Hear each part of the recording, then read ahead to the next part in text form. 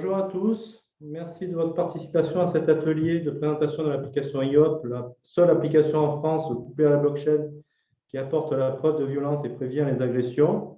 Atelier qui s'inscrit dans la semaine de l'International Blockchain Stampede, une semaine dédiée à la blockchain. Nous avons eu beaucoup d'événements, enfin nous avons encore beaucoup d'événements autour de la blockchain, des conférences académiques, des conférences business, et des ateliers. Bonjour à tous. Bonjour Carole qui vient de se joindre à nous. Bonjour à ceux qui sont connectés dans le Zoom. Bonjour à ceux qui suivent le live sur Internet. Je vais commencer par rapidement me présenter. Je suis donc Julien Bonnel. Je travaille au sein de la société CIMAG qui mène des travaux autour de la blockchain et c'est dans ce contexte-là que j'ai été associé à ce projet IOP. Je suis aussi associé à ce projet IOP, parce qu'il y a une association pour mener à bien tous les travaux que je vais vous présenter. Et je suis aussi impliqué dans l'organisation de l'International Blockchain Stampede, Côte d'Azur Blockchain Stampede et le village francophone qui anime tous les événements cette semaine. En termes d'agenda, je vais commencer par faire une rapide introduction sur la blockchain, très rapide, puisqu'on va avoir un après-midi dédié à la blockchain. On va rentrer vraiment dans le détail, donc ça va être un survol. On va ensuite présenter le pourquoi de l'application IOP, qu'est-ce qui nous a motivé à créer cette application, pour rentrer ensuite en détail dans l'application et dans l'application. Pour ensuite entamer une session de questions-réponses. N'hésitez pas, si vous avez des questions dans la salle ou sur le Zoom, à m'interrompre. C'est un atelier, le but c'est de faire de l'interactif si nécessaire. Donc, je vais commencer par une rapide introduction de la blockchain. Pour simplifier, la blockchain, c'est un ensemble de technologies qui permettent, sans intervention humaine, de gérer un registre de transactions digitales totalement sécurisé et inviolable, qui est géré sans autorité centrale, c'est-à-dire qu'il n'y a pas un système qui est maître du système. C'est un système qui est totalement transparent puisqu'il repose sur des briques open source qui permet de l'auditer à tout moment et sécurisé via une duplication des informations sur n nœuds, n serveurs, qui permet d'assurer la confiance entre les parties prenantes. Plus concrètement, le fonctionnement, c'est lorsque deux personnes ou deux entités, dans notre cas, s'accordent sur une transaction. La transaction va être cryptée et validée par un consensus. Un consensus, c'est du code informatique qui est totalement automatisé. Une fois cette transaction validée, elle va être enregistrée de manière permanente et non modifiable en tant qu'un bloc qui lui-même va être dupliqué sur n nœuds, n machines, garantissant que cette donnée ne va plus être modifiée, altérée, supprimée. Donc, les forces de la technologie, c'est de la blockchain, c'est de pouvoir sécuriser les transactions digitales sans autorité centrale et d'assurer la confiance entre les différentes parties prenantes à la chaîne de blocs.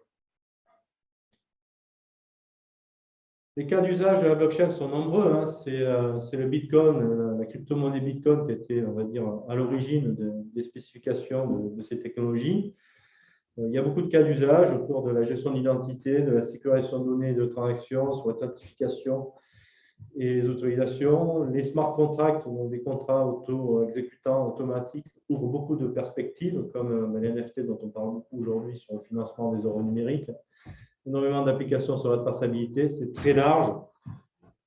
Et on va rentrer en détail dans cet après-midi encore et demain après-midi. Pour revenir à notre sujet de l'atelier,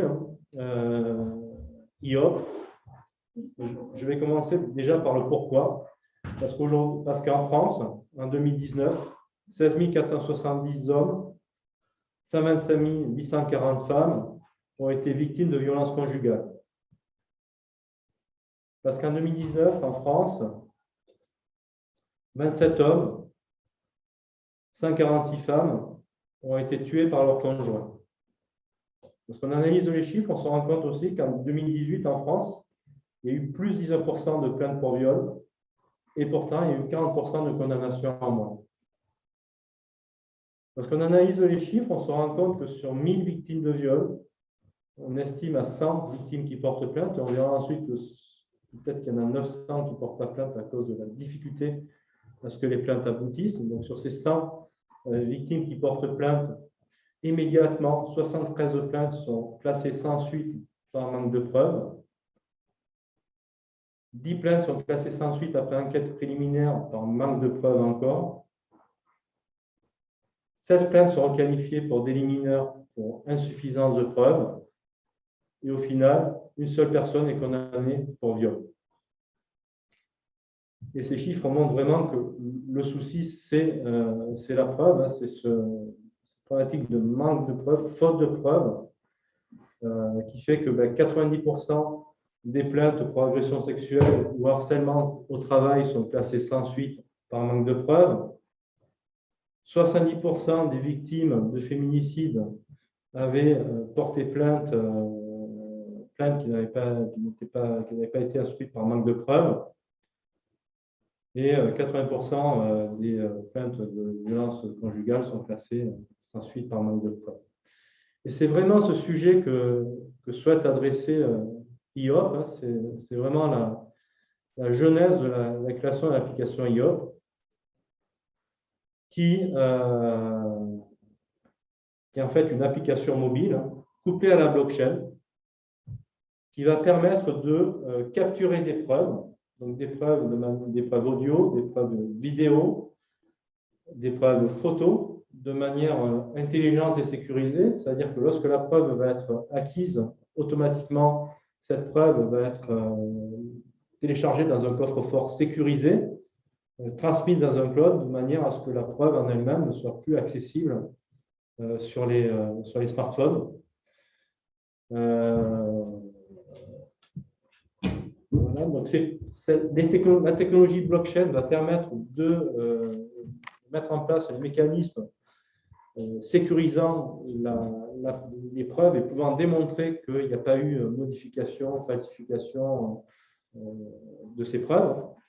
Les preuves sont datées, elles ont été prises de tel jour, à telle heure, et elles n'ont pas pu être modifiées au moment où on va vouloir les utiliser. Sachant que souvent, dans ces problématiques, dans ce type de violence, les plaintes arrivent souvent tardivement. Il y a beaucoup d'hésitation avant de porter plainte.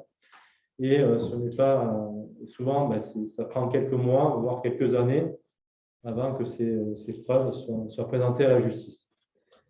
Et l'objectif, lorsque ces preuves vont être, lorsque la victime a souhaité présenter ces preuves à la chaîne pénale, à la justice, hein, c'est de pouvoir transmettre ces preuves de manière sécurisée à la chaîne, aux forces de police, aux autorités.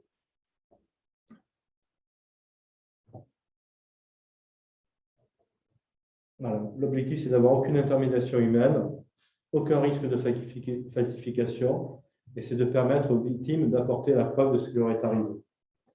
Et de manière beaucoup plus simple que les procédures qui existent aujourd'hui, avec la nécessité de se faire accompagner, de passer par des huissiers, potentiellement, des procédures qui peuvent être très, très complexes et onéreuses.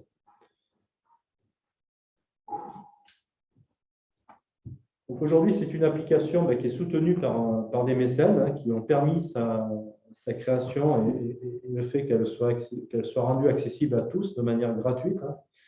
Donc on a aujourd'hui 4 mécènes, le Fonds européen, Banque européenne d'investissement, la Fondation Kering pour les femmes, la Fondation WeCare et le Fonds pour les femmes L'Oréal qui ont accompagné les étapes jusqu'à aujourd'hui et qui ont permis à ce que l'application soit libérée en juin 2020 et aujourd'hui téléchargeable sur les stores Google Play et les stores Apple Store. C'est une application labellisée par Génération Égalité ONU Femmes, qui a un agrément CNIL sur la gestion de la GDPR, RGPD. Et c'est une application aujourd'hui qui fait, donc il y a l'accès au grand public, n'importe qui peut la télécharger, Il y a aussi un travail de porte-à-porte auprès de municipalités, de territoires, d'associations de terrain pour que cette application soit mise à disposition des victimes. Donc, il y a des expérimentations sur la région parisienne, notamment dans l'Essonne, à Sainte-Geneviève-des-Bois, ou dans les villes d'arrondissement, où il y a les municipalités qui sont impliquées, il y a les forces de police, notamment la gendarmerie, et les associations de terrain qui accompagnent les actions pour que l'application soit mise à disposition des victimes. Dans la région, il y a des actions qui ont été lancées sur la Côte d'Azur depuis peu. Et moi-même, je suis en contact avec notamment le barreau de Grasse et l'ordre des avocats avec qui on a commencé des travaux pour que cette application soit accessible aux victimes. Voilà. C'est une application aujourd'hui qui vient en complément de tous les dispositifs existants. C'est énormément de dispositifs actuellement en termes de capture, d'écoute, d'orientation, d'accompagnement, des mécanismes d'alerte, de signalement, d'appel au secours, énormément de mesures qui viennent renforcer tous les dispositifs. On voit que beaucoup d'acteurs sont impliqués, le gouvernement est impliqué, les autorités locales sont impliquées. Mais il nous semblait important de travailler sur cette notion de preuve. Voilà. Concrètement, l'application est accessible sur le store. Donc moi, je vous invite à la limite d'aller avec votre smartphone sur Google ou iPhone. Vous allez pouvoir télécharger l'application IOP. Vous allez, lors du premier lancement, accéder à un formulaire. On va vous demander des informations.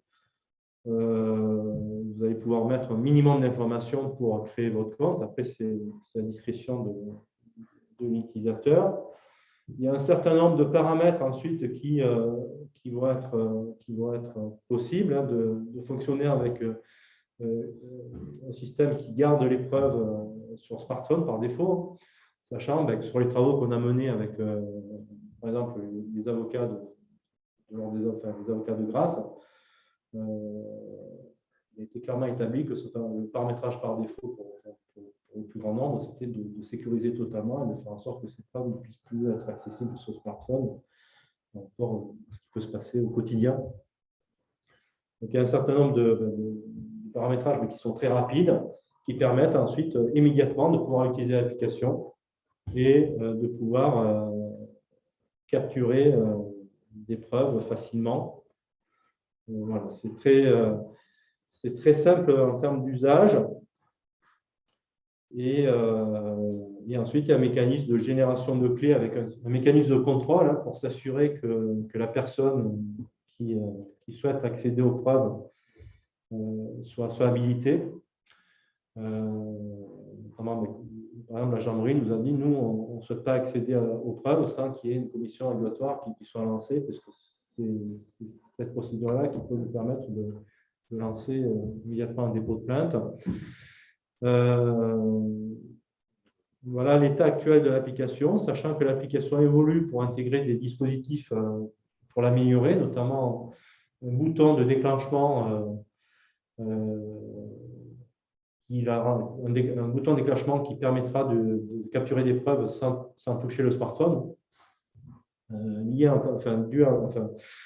un partenariat avec l'application Mon Shérif, qui est aussi une application de la région, qui est basée près d'Avignon, je ne me trompe pas, qui travaille, elle, sur une application pour lancer des alertes auprès de ses proches, avec un petit bouton qu'on peut mettre, tout minuscule, qu'on peut cacher beaucoup d'endroits.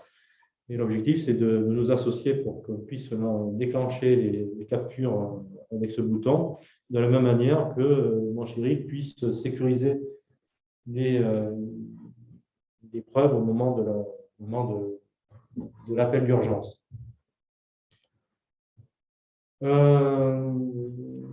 Voilà, des questions,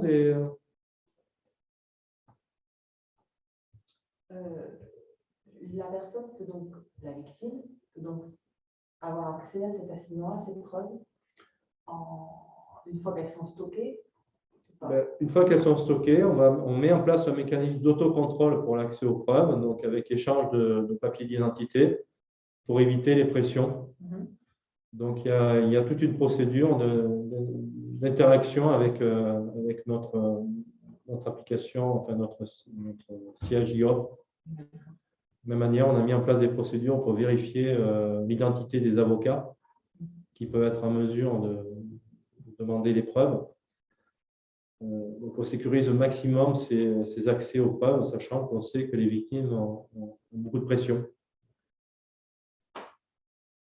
Une application qui est disponible, est-ce que déjà elle a été utilisée dans des cas réels? Est-ce qu'une victime a pu l'utiliser, la présenter pour un jugement? Aujourd'hui, elle est récente, juin 2020. Aujourd'hui, on est à peu près à 18 000 téléchargements. Et je crois qu'il y a 4 000 preuves qui ont été enregistrées via l'application. Et on a 3 plaintes qui sont instruites avec des preuves qui ont été saisies par l'application IOP. Donc, en cours. 3 preuves. Ce qui serait bien, en fait, je veux dire, ça serait bien qu'en fait, la victime ait 2 smartphones en définitive. Sachant que bon, souvent, on tombe sur la majorité sont des pervers narcissiques, ils ont le contrôle. Et du coup, ils ont le contrôle sur le téléphone. On peut masquer l'application. L'application est tout à fait. Donc, l'application ne va pas être visible sur IOP. On l'a anonymisée pour pas qu'elle soit identifiable en tant que telle. Que l'auteur puisse voir cette application et sache si elle l'a téléchargée. Tout à fait. Elle est camouflée dans les applications. D'accord. Okay. On a une discussion s'il n'y a pas de...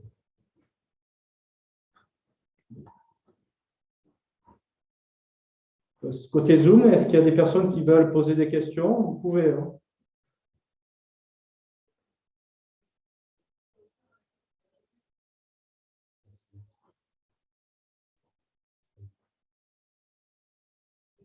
Comment est perçue par rapport aux victimes cette application? Est-ce qu'elles sont réticentes? C'est la grosse difficulté aujourd'hui des victimes de violences de ce type, hein, c'est qu'elles sont sous emprise psychologique, comme vous le rappeliez souvent. Donc, il y a beaucoup de victimes qui n'ont pas, dans un premier temps, la volonté de lancer des actions ou de communiquer sur ce qui se passe. Et c'est un peu le travail qu'on mène avec les avocats du barreau de Grasse. C'est notamment la personne qui est en charge de la commission. Son objectif, c'est de veiller à ce que si elle se rend compte qu'il y a quelqu'un en détresse qui, dans la majorité des cas, va avoir du mal pour mettre en avant ce qui se passe, au moins de pouvoir, d'une manière ou d'une autre, arriver à installer cette application qui pourra être un jour utilisée si nécessaire. Donc, il y a un travail de pédagogie, c'est le travail qu'on mène avec les associations, les avocats, mais c'est toute la difficulté de ce type de violence. Les victimes sont pas dans une phase, enfin, sont souvent, il y a un temps où ils n'imaginent pas porter plainte, donc prendre de preuves. Donc, ce qu'il faut, c'est se rapprocher des centres hospitaliers et notamment des services d'urgence, parce qu'en fait, c'est eux qui constatent souvent les confusions. Et ce qui est très rassurant dans l'application, c'est qu'elles peuvent l'utiliser sans forcément penser à la plainte. Et en se disant, j'ai plus de preuves sur mon téléphone portable. Parce que ce qui se passe, c'est très difficile d'amener une victime à la plainte. Oui. Déjà, il faut libérer la parole avant de pouvoir réussir à lui faire porter plainte. Après, comme vous le disiez très justement, il faut avoir les preuves. Que ce soit pour un viol ou pour des violences conjugales, c'est souvent très long. Et les preuves, ce dont elles ont peur, toutes et tous hein, aussi, parce qu'on en parlait déjà tout à l'heure, c'est qu'à un moment, l'auteur trouve les preuves.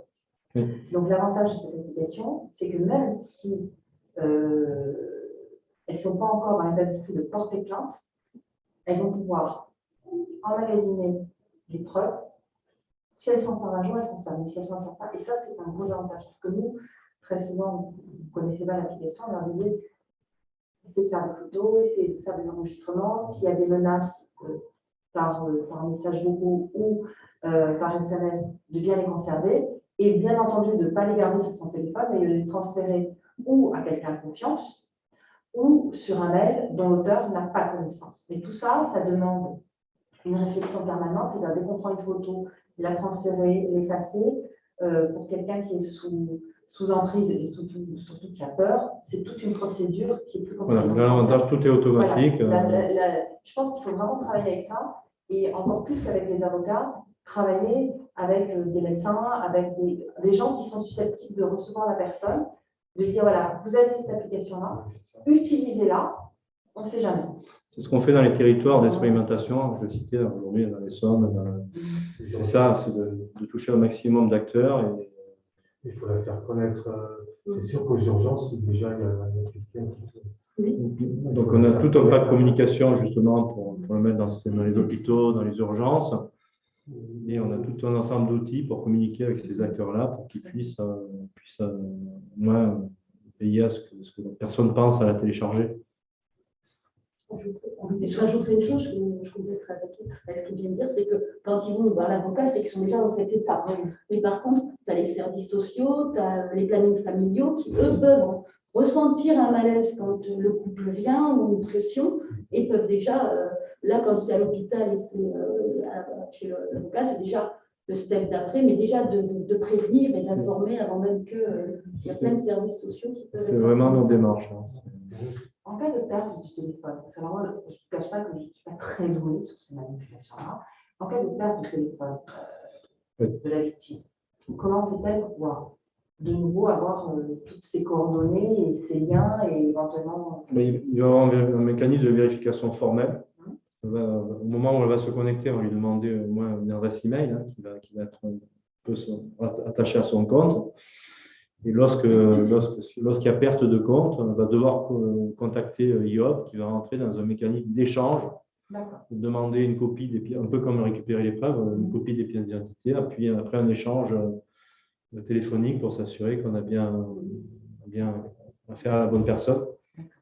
Donc, on a vraiment travaillé sur ces mécanismes de contrôle. Même la gendarmerie nous a demandé de mettre en place des mécanismes qui évitent même au niveau de la gendarmerie à ce que chaque brigade a son code et il y a des procédures pour sécuriser aussi. C'est vrai que c'est intéressant dans le sens où même si on reçoit une victime et qui n'est pas prête encore à porter plainte, ça nous permet justement de... Oui, et moi, j'ai été l'application et petit à petit l'amener... Des échanges que j'ai eus avec les avocats, j'ai l'impression que c'est souvent justement qu'il y a des victimes qui font un pas, mais qui oui, ils peuvent enlever aussi la plainte, et du coup, oui, avec ça, ça permet aussi à des structures comme la nôtre à déjà proposer un politique. Si la personne n'est pas encore prête à porter plainte, ça peut même aussi, c'est plus facile même pour nous pour justement l'amener à la plainte parce qu'on a déjà un outil à côté. Est-ce que ça peut pas être aussi un outil de prévention, dans le sens où, au même titre qu'on sait, par exemple, qu'il y a des radars automatiques qui sont sur la route, et que donc il y a des infractions qui sont punies, qui sont facilement décelables grâce à ça. Est-ce que côté agresseur, en fait, ça peut pas, le fait de diffuser, d'évangéliser ça, ça peut pas induire une diminution du PES d'agression à la base, sachant qu'aujourd'hui, en fait, il est très simple pour une victime de collecter des preuves grâce à ça et d'aller jusqu'en justice, ce qui pourrait réfréner peut-être certains cas de violence, en fait, sachant cela. Quand on sait qu'il y a une infraction qui est derrière et qu'on peut facilement être puni, peut-être ça fait hésiter aussi. C'est clair que la situation actuelle montre un peu que les chiffres que j'ai présentés montrent qu'il les agresseurs ont plus de chances aujourd'hui de passer dans les mailles du filet que d'être condamnés. C'est clair que les dispositifs on veut réduire ces chiffres-là qui sont horribles aujourd'hui. Le souci qu'on a, c'est quand on a des agresseurs, des vrais agresseurs. Voilà, ça, Au contraire, c'est le pas fait tout. qu'ils sachent qu'elles puissent prendre des preuves va ne faire qu'augmenter la pression qu'il va lui mettre dessus et risquer de la couper encore plus du monde. C'est-à-dire que plus du tout de téléphone portable, plus de... Donc c'est vrai que pour certains, ça peut avoir un effet, parce que y en a qui sont un petit peu violents psychologiquement, qui poussent un peu plus... mais malheureusement, c'est que la minorité des agresseurs. Les agresseurs en général, quand on va jusqu'au féminicide, malheureusement, mais en général, dès qu'ils se sentent mis en porte-à-faux, ils deviennent encore plus agressifs. C'est ce que je disais par rapport aux pathologies tout à l'heure, en fait, c'est que sur ces pathologies-là, ça ne va pas le freiner. Je ne pense pas. Non, par contre, si on augmente le nombre de condamnations, ben, ça va. C'est ça l'objectif. C'est surtout ça. Oui. C'est vraiment ça l'objectif. Après, sur les usages détournés, moi j'ai présenté cette application dans une entreprise. Hein. On a aussi cette approche d'évangéliser un maximum d'acteurs.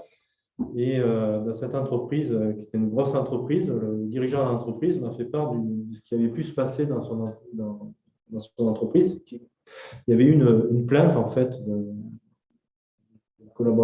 collaboratrice qui avait accusé un manager de violence sexiste. Et l'entreprise avait suivi la plainte et avait accompagné l'action en justice. Il s'est avéré que l'accusé a mis fin à ses jours, hein, il s'est suicidé. Et l'enquête ensuite a démontré que la plainte en fait était une fausse plainte. Et c'est vrai, lorsque j'ai présenté l'application, de suite il y a eu le responsable de l'entreprise a de suite identifié que ça pouvait aussi avoir son importance dans ces cas-là. C'est vrai que c'est une inversion un peu, mais...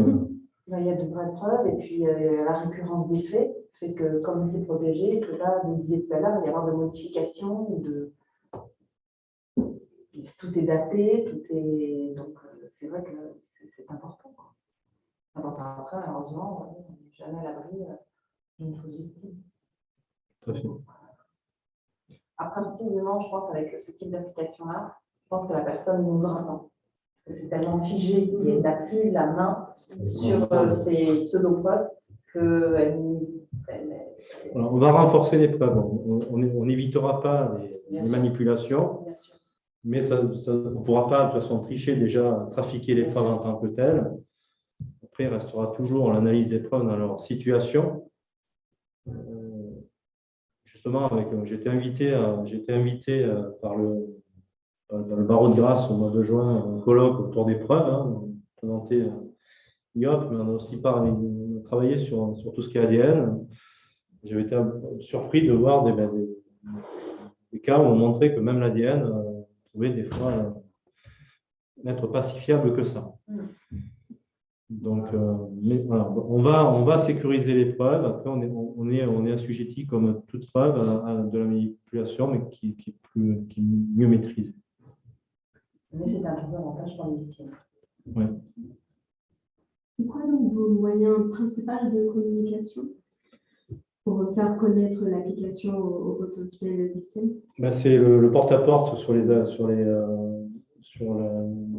associations locales, sur les territoires, sur l'équipe de IOP est principalement en région parisienne.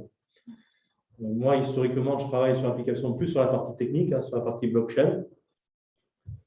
Mais on s'est organisé pour... moi, je fais ce travail-là depuis peu, hein, en fait, depuis le mois d'avril, sur la Côte d'Azur. Et une des premières réunions à qui j'ai eu l'occasion de présenter ça à des barreaux de Grasse, hein, où j'ai eu des avocats très réceptifs. C'est très positif parce qu'eux sont confrontés aussi, même s'ils ne sont pas en première ligne, ils sont confrontés au quotidien Quand vous êtes avocat, vous devez dire non à une victime parce que vous n'avez aucune preuve et on va aller, ça va être classé sans suite, c'est compliqué pour eux. Ouais, tout à fait. Et donc, l'objectif, c'est d'élargir. Cet atelier en fait partie. Et, déjà, merci d'être présent. C'est intéressant. Et par les médias, justement, par les médias, les grandes chaînes, justement, on en parle souvent à la télé, ils montrent un petit peu les chiffres. On va être aussi à la salle. Oui, on fait des actions. On a beaucoup cru, en fait. Ce qui s'est passé, c'est que l'application était en plein travaux lorsqu'il y a eu le premier confinement, la crise sanitaire. Et le sujet est vraiment revenu devant de la scène. Et là, on s'est mis un coup de pression pour libérer rapidement l'application entre deux confinements, donc juin 2020.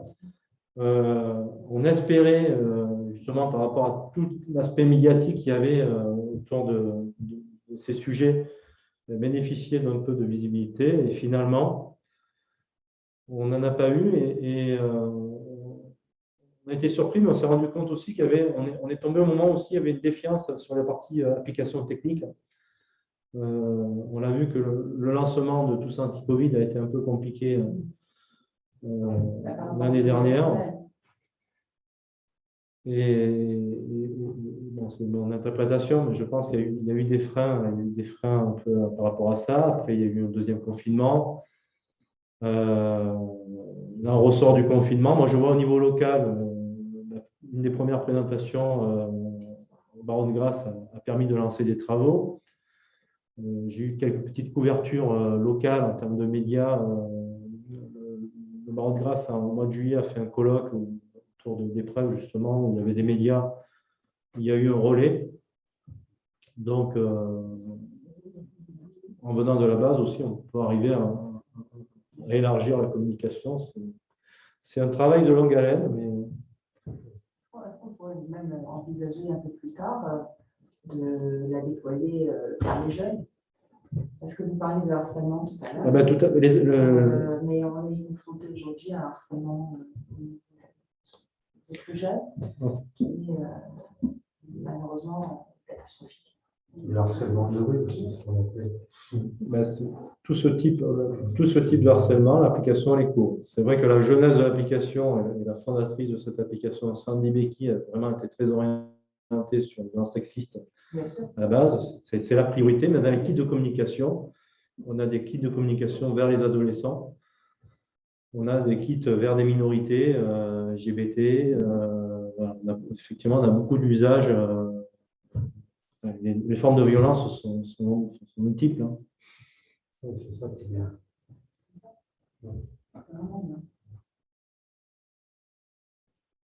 Et, voilà, et notre but, c'est de travailler avec les acteurs locaux. Voilà, je suis content de voir que vous êtes là. Et de sensibiliser le plus grand nombre, d'apporter les outils justement pour que soit présenté, qu'on puisse communiquer aux victimes, hein, enfin, au lieu où les victimes sont de passage, et former, sensibiliser.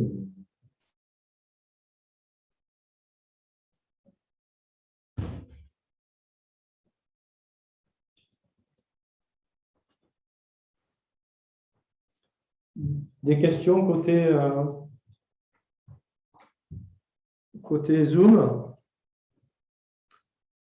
Ouais, et là, le nombre d'acteurs, je sais que sur le Zoom sont connectés des étudiants de l'université de droit, justement, avec qui on a lancé un Fablex, c'est-à-dire des travaux tout le long de l'année pour travailler sur les aspects juridiques, justement, liés à tous ces types de preuves numériques. Je crois qu'il y a eu un chat.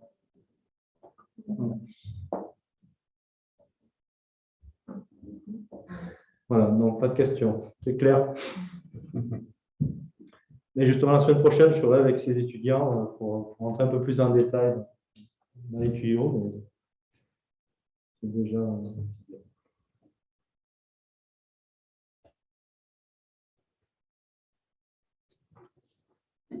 Elle est subventionnée. Les collectivités là, qui sont. Aujourd'hui, non, on finance 4 mécènes actuellement qui, au niveau des territoires, c'est plus mise à disposition de moyens pour communiquer sur les acteurs locaux. Mhm. Mais on est en discussion aujourd'hui avec certains acteurs qui d'eux-mêmes nous disent on souhaite participer au financement de l'application, du rajout de fonctionnalités comme le bouton pour prendre les preuves automatiques. Ça, c'est quelque chose qui pourrait se faire relativement aisément et dans un laps de temps assez court. Oui, parce pour accélérer justement cette fonctionnalité-là, on s'est rapproché de Mon Shérif, qui avait, elle, toute la technologie pour le petit bouton plutôt que tout redévelopper. Et nous, en plus, on apporte à Mon Shérif des mécanismes aussi de sécurisation des traces qui peuvent être prises au moment des appels. Donc, c'est un partenariat gagnant-gagnant qui nous permet d'enrichir les deux applications qui sont très positives, des usages différents, et de voir la fonctionnalité très, très rapidement. Donc, ça va être libéré incessamment sous peu. Après, on a des réflexions à utiliser, parce qu'aujourd'hui, c'est vrai qu'on passe via le smartphone. On a des réflexions d'utiliser d'autres objets aussi connectés pour faire des acquisitions de preuves. Important pour nous, c'était d'avoir toute la techno permettant déjà de récupérer ces preuves, de pouvoir les sécuriser dans le coffre-fort numérique, le cloud. Donc, il y a la blockchain qui est utilisée. On passe aussi via un réseau qui est de la région, du côté Marseille, Jaguar en technologie, qui travaille avec la gendarmerie. Donc on est sur des mécanismes sécurisés tout le long de la chaîne. Donc c'était ça pour nous qui était important. Après, derrière, on peut rajouter d'autres tuyaux. Bien sûr.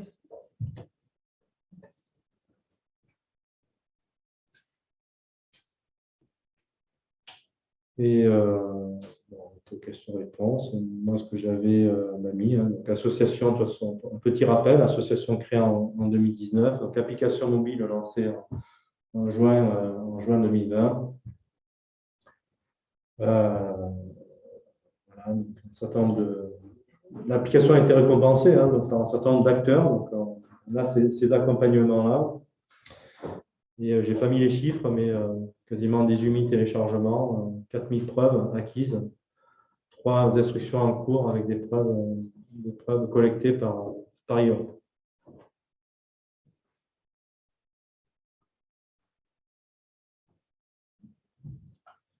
Et surtout pour ceux qui... Voilà, nous, on est là, on est tous motivés pour travailler avec les acteurs de terrain. Je pense qu'on va se revoir.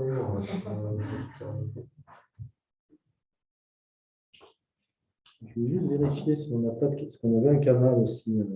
Je ne sais pas si Aurélien, si tu as vérifié le canal YouTube. Vérifier. Au cas où.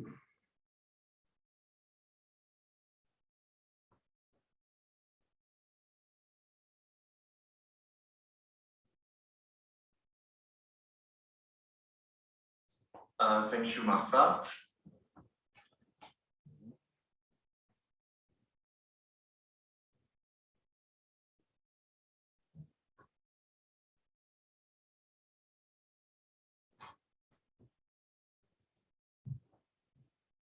Stipuler lister donc de 30 des startups de la blockchain.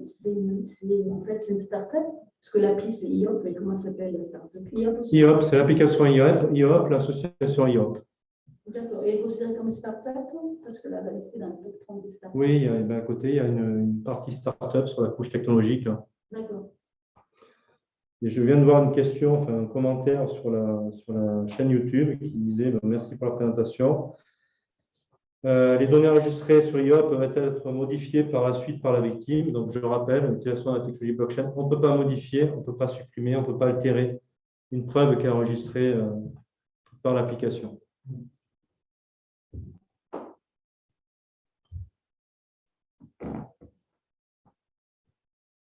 Et là, bon, je n'ai pas un slide tout à fait à jour, mais l'équipe s'est agrandie. Et, il y a un certain nombre d'acteurs au niveau terrain à faire ce travail de porte-à-porte et d'accompagnement des acteurs qui souhaitent accompagner IOP, qui souhaitent mettre l'idée au déploiement d'IOP.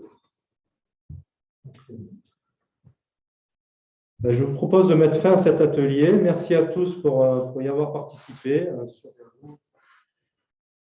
Et voilà, je vous invite à suivre aussi, pour ceux qui sont intéressés par la blockchain, les ateliers qui vont se dérouler cet après-midi et demain sur la Côte d'Azur, mais aussi en Allemagne, au Canada, en Afrique. Enfin, il y a énormément de conférences, d'ateliers sur les 2 jours qui restent sur l'International Blockchain Stampede. Merci beaucoup. Merci. Bonne journée à tous. Et